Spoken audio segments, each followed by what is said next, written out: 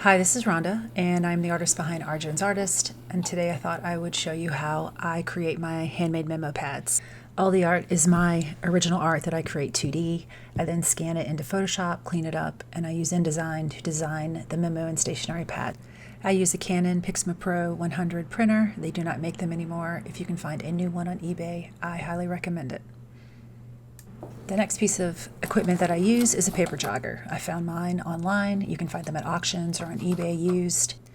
The machine shakes the paper to eliminate static so that all the edges are lined up. It saves a lot of time when you are getting your paper ready to use in your guillotine cutter. If you have an automatic, pneumatic cutter, then that machine will actually do the jogging for you.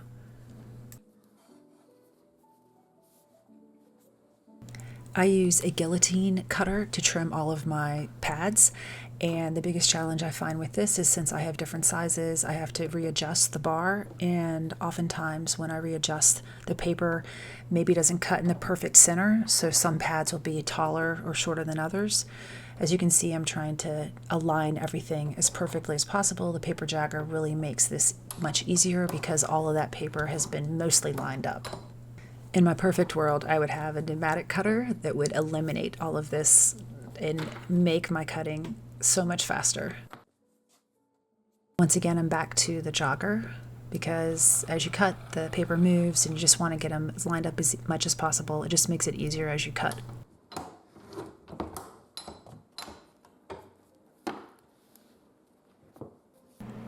So now I have all of my pads cut and I am going to assemble my art. I like to have all my pads with alternating designs. This is a process I no longer have to do, thankfully, because I figured out a way to print in InDesign so that I have everything in sequence and all I have to do is trim. Once I have assembled them, they go back into the paper jogger again because now I'm getting ready to set up the gluing.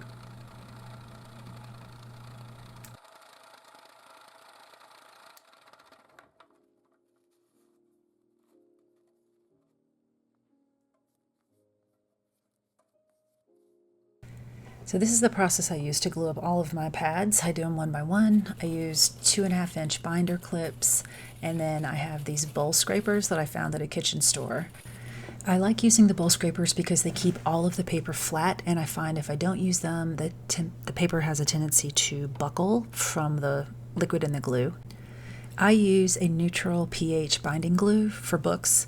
I tried using a padding glue, which is what they recommend when it comes to memo pads, but I didn't care for the finish, so I went back to the binding glue. Here I'm trying to get the top edge and one of the sides as straight as possible.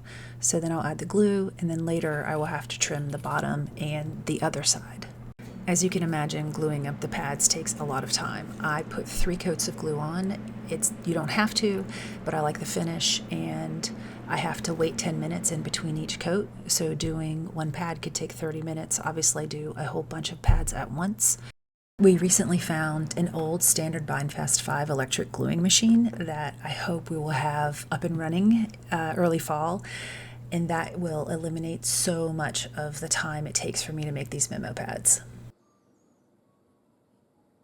Currently, with the tools I have, I can glue up about 64 memo pads in an hour.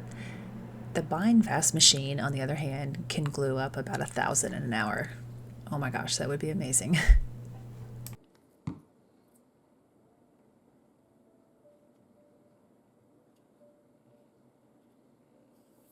Now the glue has cured either overnight or at least for a few hours, and I'm getting ready to trim for the last time all the memo pads. I need to trim the bottoms and then one side, as well as round the corners.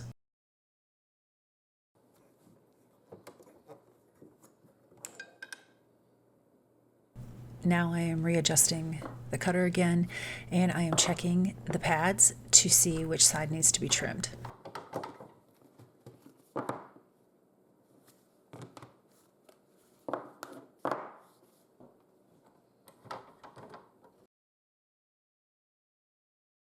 This is what it looks like after the memo pads have been glued up. You can see on the right side that the paper is all different sizes, so it looks really ragged.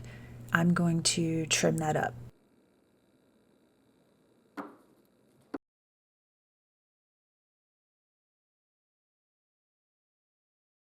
You can see here how much better that right side looks now after the trim.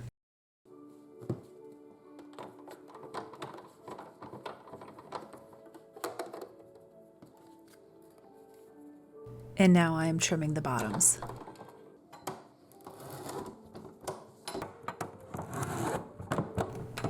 And finally, we come to the point where I trim all of the corners. A lot of people don't trim theirs. I like to trim it because I think it keeps the edges from curling when you're in use. And again, I think it just looks more finished and professional. Currently, I can only trim one pad at a time. This machine also limits the number of pages I can put in. Once I get to about 60, it's difficult to get the pad underneath the cutting bar. So in the future, I would definitely like to get either a pneumatic or electric trimmer, which would allow me to not only trim more pads at once, but also make thicker pads. And now we've come to the finish where I tag all of my pads. I print these in Silhouette Studio, and I have a Cameo cutting machine I cut all my stickers on. So I tag all the pads, and then I'll be putting them in plastic bags to protect them, and putting labels on the front that explain that it is a memo pad. And on the back, I also include a little information tag that hopefully people look and see that there's more than one design included in every pad.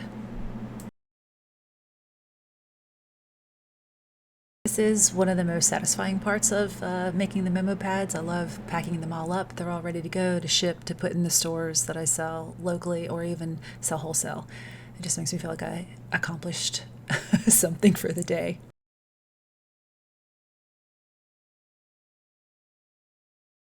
And that is it. That's how I make my memo pads. If you've purchased one in the past, I hope you are still enjoying it, and now you know how it's put together.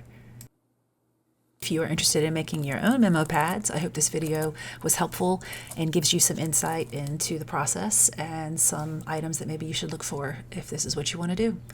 Thanks for watching, and I hope you guys have a wonderful day.